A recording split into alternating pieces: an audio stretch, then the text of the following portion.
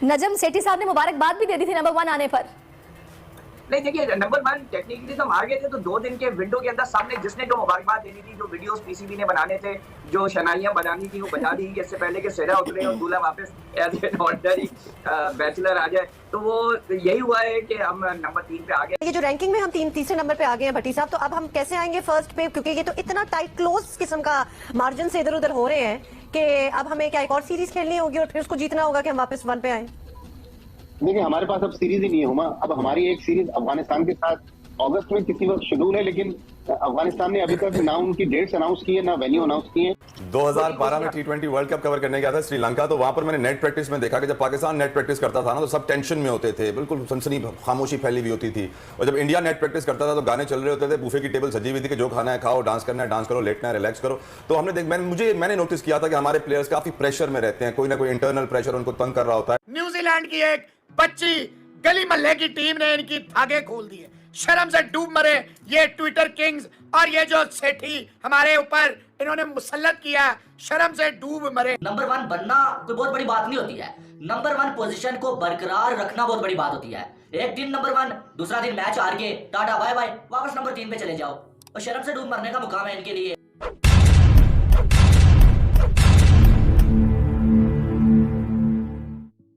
नमस्कार दोस्तों, जय हिंद। आप देख रहे हैं सुपर पावर इंडिया न्यूज़। दोस्तों, जैसे कि आपको पता है कि पाकिस्तान को पाकिस्तान में ही न्यूजीलैंड की सी टीम ने हरा दिया है, और आखिरी ओडीआई मैच में न्यूजीलैंड ने पाकिस्तान को बुरी तरह हरा दिया। और ना सिर्फ हराया है, बल्कि 2 दिन पहले ही पाकिस्तान को जो खुशी हुई थी आईसीसी ओडीआई रैंकिंग में टॉप पोजीशन पाने की, वो अब पाकिस्तान का दुख का कारण बन चुकी है, क्योंकि सबसे कम टाइम तक आईसीसी की टॉप पोजीशन पे रहने का रिकॉर्ड भी पाकिस्तान के नाम पर हो गया है।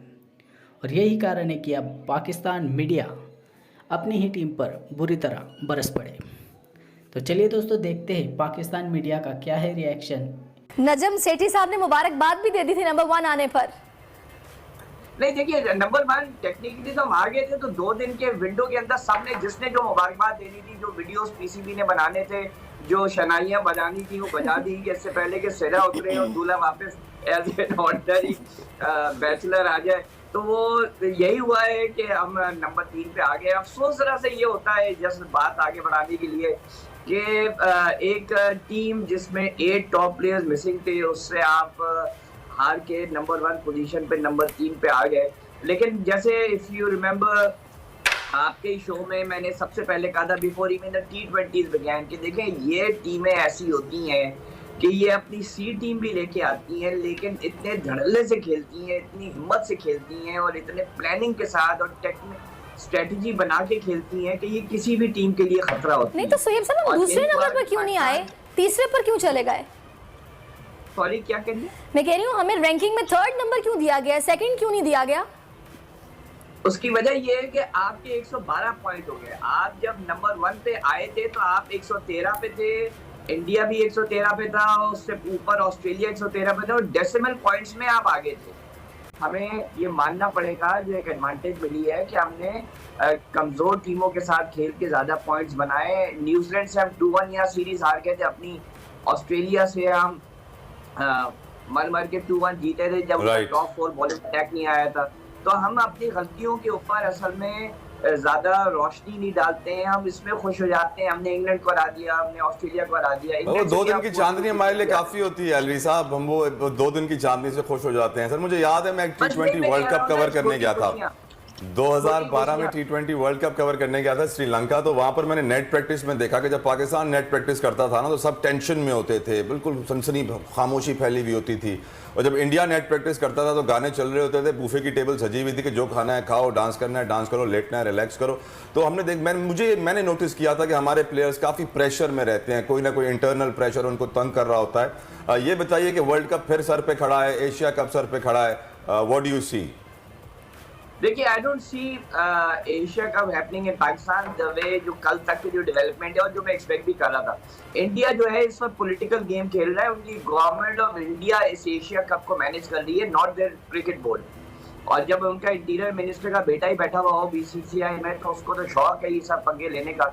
तो मेरे ख्याल है कि या तो ये बांग्लादेश या श्रीलंका जाएगा एशिया कप, या ये पोस्टपोन हो जाएगा। शाहीनों का कीवीज को व्हाइट वॉश करने का जो ख्वाब था ना, और शाहीनों का हमारा मेरा ख्याल है ज्यादा ही बड़ा ख्वाब था। एक्चुअली व्हाइट वॉश से ज्यादा हमें नंबर 1 आने का शौक था, जो हम आए भी, लेकिन फॉर 48 आवर्स। मतलब 48 आवर्स का रेंज, सोचे ये तो कोई बात ना हुई ना। कोई चीज जीतता है तो एक साल तो उसको बिठा के रखना चाहिए उस पर, बट ऐसा नहीं हुआ। चलिए जी, लेट्स सी क्या होता है। अभी भारत वाले मामले पे आ जाते हैं। अच्छा, एक भारत वाले मामले से एक सवाल पहले, ये जो रैंकिंग में हम तीसरे नंबर पे आ गए हैं भट्टी साहब, तो अब हम कैसे आएंगे फर्स्ट पे? क्योंकि ये तो इतना टाइट क्लोज किस्म का मार्जिन से इधर उधर हो रहे हैं कि अब हमें क्या एक और सीरीज खेलनी होगी और फिर उसको जीतना होगा कि हम वापस 1 पे आए। देखिए, हमारे पास अब सीरीज ही नहीं है हुमा। अब हमारी एक सीरीज अफगानिस्तान के साथ अगस्त में किसी वक्त शेड्यूल है, लेकिन अफगानिस्तान ने अभी तक ना उनकी डेट्स अनाउंस की है, ना वेन्यू अनाउंस की है। तो पाकिस्तान को मुमकिन तौर पर अब जो अगली सीरीज खेलनी है वो अक्टूबर में एशिया कप खेलना है। एशिया कप, अभी जो आपका अगला सवाल है उसका जवाब एशिया कप के हवाले से ये। फिर एशिया कप के एक हफ्ते के गैप से वर्ल्ड कप शुरू होगा, तो पाकिस्तान के पास नंबर 1 आने के लिए अब कोई सीरीज ही नहीं है। लिहाजा 48 घंटे के बाद हम जो नंबर 3 पर चले गए हैं, तो अब ऊपर आना मेरे ख्याल में मुश्किल ही है इंशाल्लाह। लेकिन हम वर्ल्ड कप में नंबर 1 आएंगे ना भट्टी साहब। अब इसको छोड़ दें आप। पहले उससे पहले एशिया कप की बात कर लेते हैं। फिर वर्ल्ड कप है। भारत आपको पता ही है, वही रेगुलर है ना, मतलब कि अजीब सी एक्सपेक्टेशन नहीं है कि जी हम तो नहीं आ रहे खेलने, लेकिन तुम लोग जरूर आओगे। नहीं, और हम किसी और वेन्यू पे और कोई और भी नहीं आएगा। कि हम नहीं आ रहे, लेकिन हम श्योर है कि तुम भी आओगे। हाँ, ये अजीब सी बात है। किस तरह एक्सप्लेन करेंगे भट्टी साहब? देखें हुमा और अब्दुल्ला, आप लोग तो चूंकि सियासी मामला पर भी आपकी गहरी नजर है। अभी 2-3 दिन पहले बिलावल भुट्टो जरदारी साहब का जो गोवा का दौरा था, उसके बाद वहाँ के वजीर खारजा ने जिस किस्म का रद्द-ए-अमल दिखाया, तो उसके बाद तो हमें किसी खैर की तवक्को तो भारत से रखनी भी चाहिए। और अभी तक भारत का यही प्लान है कि अगर पाकिस्तान एशिया कप के लिए आता है तो न्यूट्रल वेन्यू पर आए। भारत जो है वो पाकिस्तान आने के लिए तैयार नहीं है। अदरवाइज भारत ने जो बाकी 5 एशियन मुल्क हैं उनसे ये तय कर लिया है कि अगर पाकिस्तान नहीं आता तो एशिया कप तो नहीं हम होने देंगे, हम एक 5 एशियन टूर्नामेंट करवा लेंगे। तो भारत पूरे तरीके से तैयार है कि रंग में भंग डालेगा। तो जनाब, न्यूजीलैंड ने पाकिस्तान को लगा दिया फेंटा, और वही हुआ है जिसका मुकम्मल अंदाजा भी था और डर भी था। Pakistan is no more number 1 team. Tata bye bye. बस हम जो है वो इतने के ही मेहमान थे और इतने के ही काबिल थे जितना हम एक दिन जो है नंबर 1 जो रहे। अब जो है वो टाटा बाय बाय हो गया, और हमारे किंग्स जो है वो एक बार फिर से बड़े मैच में ढेर हो चुके हैं। बड़े मैच में हमारे किंग्स की निकल गई है, जैसे अक्सर निकलती है ना, वैसे ही निकल गई है। और ये यार नंबर 1 बनना कोई बहुत बड़ी बात नहीं होती है। नंबर 1 पोजीशन को बरकरार रखना बहुत बड़ी बात होती है। एक दिन नंबर 1, दूसरा दिन मैच हार के टाटा बाय बाय, वापस नंबर 3 पे चले जाओ, और शर्म से डूब मरने का मुकाम है इनके लिए।